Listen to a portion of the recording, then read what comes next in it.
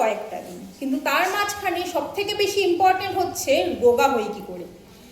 আপনার চিন্তা নেই, আমি বর্ষা নিয়ে চলে এসেছি নিজের প্রিয় খাবারগুলোকে বাদ না দিয়ে রোগা হওয়ার সহজ কিছু টিপস। সকালবেলা লেবু মধু গরম জলে মিশিয়ে, এটা তো আপনারা সবাই জানেন, কিন্তু আপনারা কি জানেন দিনে মাত্র 30 থেকে 45 মিনিট হাঁটলেই আপনি রোগা হয়ে যেতে পারবেন। তার সঙ্গে করতে হবে হালকা কিছু এক্সারসাইজ। সামনে তো পুজো এসেই গেল, এই সময় ভাজা পোড়া আর মিষ্টিটাকে একটু বাদ দিলেই নয় কি? কারণ পুজো আসছে, আপনারা তো তখন খেতেই পারবেন, কিন্তু পুজোর আগে যেটা আমাদের তো পিকচার পারফেক্ট হতে হবে।